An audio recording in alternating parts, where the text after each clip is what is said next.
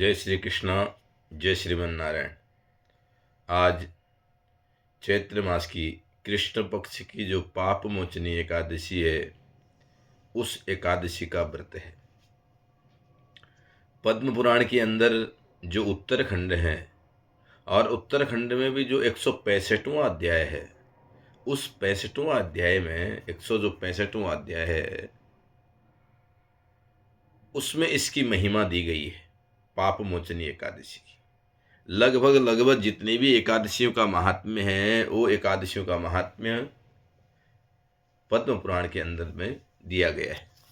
तो पाप मोचनी एकादशी की जो महिमा है महाराज, इसकी बड़ी महिमा है। इसकी महिमा यह है कि जो साल पर्यंत तक, वर्ष पर्यंत तक जो पाप कर्म रहते हैं, उन पाप कर्मों को इस व्रत क्या करता है कि मोचन करने वाला है, माने नष्ट करने वाला ये एकादशी का व्रत है। और एकादशी का व्रत की महिमा भगवान नारायण, भगवान कृष्ण स्वयं युधिष्ठिर जी से कहते हैं। युधिष्ठिर जी ने प्रश्न किया, बोले प्रभु, हम आपसे प्रश्न करना चाहते हैं कि आपने अन्य एकादशी की महिमा बताई, लेकिन जो चैत्र मास की जो कृष्ण पक्ष की पाप मोचनी एकादशी है, उसकी महिमा आप हमको बताने का कष्ट करें। तब भगवान कृष्ण कहते हैं कि युधिष्ठिर, आप तो धर्म स्वरूप हैं, और जो धर्म स्वरूप युधिष्ठिर जी हैं, उसको इस एकादशी की महिमा बता रहे। महिमा यह है कि पहले के पूर्व काल के समय में अप्सराओं से सेवित चैत्र रथ नामक वन में, जहां गंधर्वों की कन्याएं किंकरों के साथ बाजे बजाती हुई विहार कर रही थी, वहीं एक मंजू घोषा नाम की जो अप्सराएं हैं, वो बड़ी सुंदर नृत्य करने वाली ऐसी अप्सराएं थी। और उसी जिस वन में ये अप्सराएं नृत्य कर रहे थे, उसी वन में एक महर्षि ऋषि साधना कर रहे थे, तपस्या कर रहे थे। जब तपस्या करते हुए उस मंजू घोषा ने ऋषियों को देखा तो दूर चले गई, और दूर जाकर के वहीं बीणा वादन करने लगी, नृत्य करने लगी, गाना गाने लगी, और अनेक प्रकार के संगीत आलाप करने लगी। तो महर्षि के मन में बड़ा, जो भजन कर रहे थे, जो साधना कर रहे थे, उस साधना को छोड़ करके उसके पास पहुंच गई। उसके जो वचनों को सुन करके और उसके जो नृत्य को देख करके आज वो ऋषि बड़े प्रसन्न हो गए। तो लोमेश जी ने कहा, बोले देवी, आज तुम संध्या के समय यहीं रहना, कहीं जाना नहीं। लेकिन उस गंधर्व मुनि जो अप्सराएं थी, और उस अप्सरा, मेधावी अप्सरा को देखते हुए कई संध्या चले गई। मानो 57 वर्ष तक ऋषि साधना को छोड़ करके उसी के साथ रहने लगे।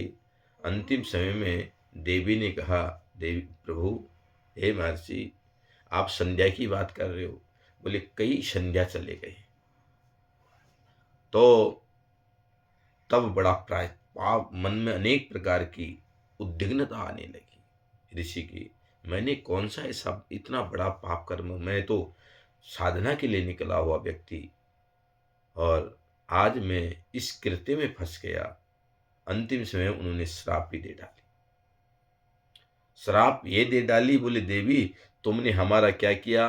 बोले कि व्रत भंग किया, इसलिए हम तुमको श्राप देते हैं, जाओ तुम पिशाचिनी बन जाओ। अब देवी बड़ी घबरा गई, मेधावी कन्याएं बड़ा घबराई, बोले अब क्या इसका प्रायश्चित होगा। तब लोमेश ऋषि के मुनि के पास गई, तो उन्होंने कहा, बोले प्रभु, हमने पाप कर्म तो करा, लेकिन इस पाप कर्म का प्रायश्चित भी बताइए, कैसे इसका प्रायश्चित होगा। तब उन्होंने ऋषि ने कहा, बोले देवी, आप पाप मोचनी एकादशी का व्रत करिए, उसी एकादशी के व्रत के प्रभाव से आपका पाप प्रायश्चित हो जाएगा, माने पाप नष्ट हो जाएगा। तब उस मेधावी कन्या थी और जो गंधर्व थी, उन्होंने इस एकादशी का व्रत किया।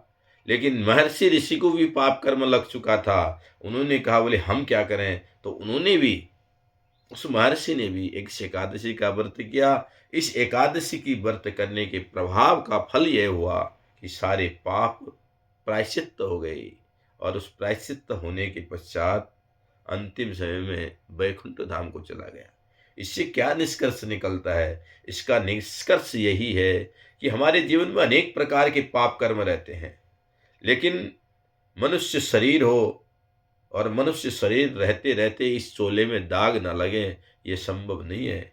वृक्ष हो, वृक्ष में हवा न लगे, तो ये संभव नहीं है। इसलिए समुद्र हो, समुद्र के किनारे लहरें ना उठे, ये संभव नहीं है। तो इसलिए पाप कर्म इस शरीर से होते रहते हैं। इस पाप का प्रायश्चित्त एक ही है, बोले इन एकादशियों के व्रत करने से, इन तीर्थों की यात्रा करने से, उन भगवत भगवान के दर्शन करने से, चरणों के दर्शन करने मात्र से ये पाप कर्म प्रायश्चित्त हो जाते हैं, धुल जाते हैं। तो इसलिए इस आज जो चैत्र मास की कृष्ण पक्ष की जो एकादशी है, आज ये अंतिम एकादशी है। इसके बाद नया संवत्सर प्रारंभ हो जाएगा। तो नया संवत्सर में नया सोचो और नया शुभ कर्म करने की सोचो। आज तक जो पाप कर्म हो चुके हैं, आज इस एकादशी के व्रत की महिमा से ये क्या हो जाएंगे, सारे नष्ट हो जाएंगे। बोलो भक्तवत्सल भगवान की जय। श्रीमन नारायण नारायण नारायण, भजमन नारायण